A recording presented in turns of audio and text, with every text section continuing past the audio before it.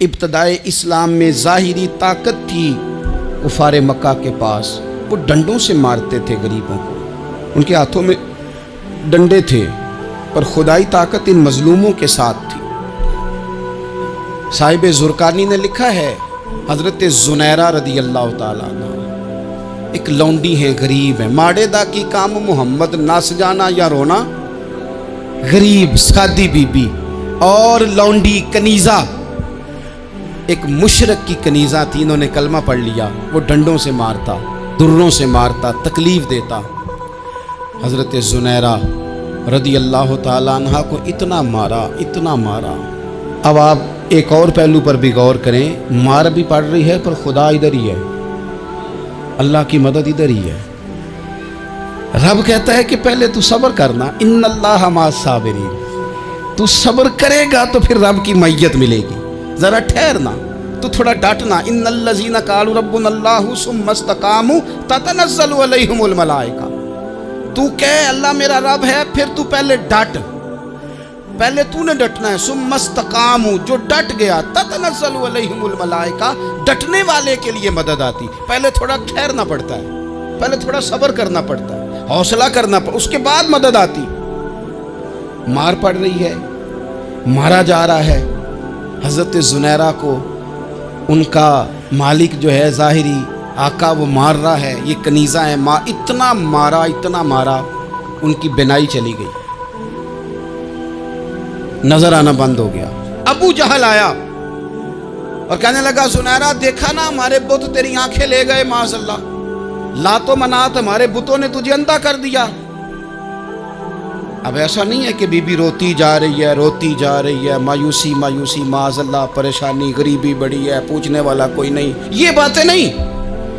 کیا جملے ہیں خاتون کے، کیا لفظ ہیں۔ ابو جہل نے تنزیہ کہا، معاذ اللہ، کہنے لگا دیکھا نا ہمارے بتوں نے تجھے اندھا کر دیا۔ تو جناب زنیرہ آنکھوں کی بینائی گئی ہے، رات کو گئی ہے، دکھ ابھی تازہ ہے، لیکن اللہ پہ جو توکل ہے، اپنے مالک سے جو رشتہ ہے، وہ اتنا مضبوط ہے، اتنا طاقتور ہے، اس میں اتنی گہرائی ہے کہ حضرت زنیرہ بول کے نا اتنی قوت سے بولی، اتنی طاقت سے بولی کہ پورے کفر پر لرزہ طاری ہو گیا۔ فرمانے لگی، تمہارے بتوں کی کیا اوقات ہے کہ میری بینائی لے جائیں، یہ میری رب کی حکمت کا تقاضا ہے۔ جب تک اس نے چاہا زنیرہ دیکھتی رہی، اور جب اس نے چاہا زنیرہ کی آنکھوں کی بینائی چلی گئی، اور اگر وہ چاہے گا نا تو بینائی واپس بھی کر دے گا۔ اگر ہو ذوق یقین پیدا تو کٹ جاتی ہیں زنجیریں، اگر وہ چاہے گا تو بینائی آ بھی جائے گی۔ حضرت زنیرہ نے رات کو یہ لفظ کہے، ابو جہل اور سارے کفار ڈر کے سن کے چلے گئے، آپ اطمینان سے آ کے بستر پہ سوئی۔ جب سویرے اٹھی تو اللہ نے آنکھوں کی روشنی واپس کر دی تھی، آنکھوں کی۔ اب چھڑی پکڑی ہے، بازاروں میں گھومتی ہے، کہتی ہیں بلاؤ کدھر ہے تمہارے لات و منات، دیکھو میرے رب نے روشنی واپس کر دی، آ کر میرے ساتھ ادھر آ، ستمگر ہنر آزمائیں، تو تیر آزما ہم جگر آزمائیں۔ بیمار لوگوں یاد رکھو، کہہ دیا ڈاکٹر نے کہ تو بڑا بیمار ہے، تو بڑا کمزور ہے، یہ ہو گیا وہ ہو گیا، تو ڈاکٹر اپنے علم کے مطابق بات کر رہا ہے، ہوگا تو وہ جو میرا رب چاہے گا۔ کمزور ہو جانا، پریشان ہو جانا، تکلیف میں آ جانا، پتہ نہیں بات ہو گئی ہے تو جانے کیا ہو جائے گا۔ اپنی زندگی کے اندر اپنے رب سے رشتہ مضبوط کریں، رسول کائنات سے رشتہ مضبوط کریں، اللہ والوں سے رشتہ مضبوط کریں۔ حضرت زنیرہ نے پیغام دیا کہ زندگی میں جو جینا چاہتے ہیں تو وہ رب کا نام لے کے جی سکتے ہیں، جو اپنی زندگی میں خوشیاں دیکھنا چاہتے ہیں تو رسول اللہ کے نام پر خوشیاں دیکھی جا سکتی ہیں۔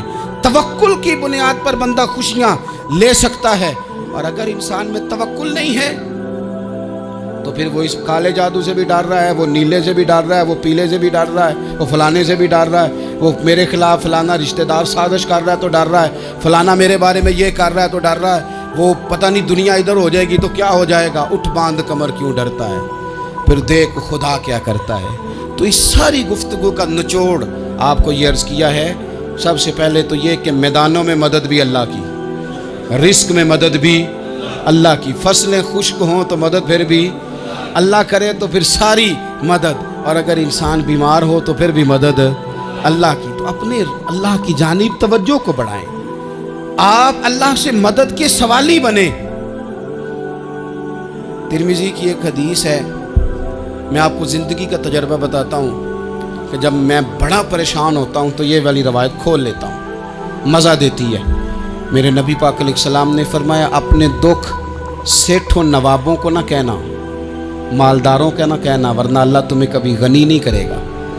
فرمایا اپنے دکھ اپنے رب کی بارگاہ میں عرض کرنا، جلدی کرے یا دیر سے کرے اللہ تمہیں لوگوں سے بے نیاز کر دے گا، اللہ تمہیں غنی کر دے گا۔ رات کو بیٹھو نا اس کی بارگاہ، اسے دکھڑے سناؤ، چھوٹی چھوٹی باتیں۔ حضور نے فرمایا نمک بھی مانگو تو رب سے مانگو، چھوٹی چھوٹی بات سے شروع کرو نا۔ جب بندہ شروع کرتا ہے نا چھوٹی چھوٹی چیزیں تو بڑی ساری چیزیں، یہ اس طرح ہوتا ہے جیسے بندہ رب سے گفتگو کر رہا ہے، مالک مجھے یہ چاہیے، مالک میں یہاں کمزور ہوں، اللہ میں یہاں پریشان ہوں۔ آپ یہ کر کے تو دیکھیں، لمبی لمبی دعائیں مانگ کے تو دیکھیں، اس کے حضور جوڑ کے تو دیکھیں، آپ دیکھیں گے راحت کتنی ہے، سکون کتنا ہے۔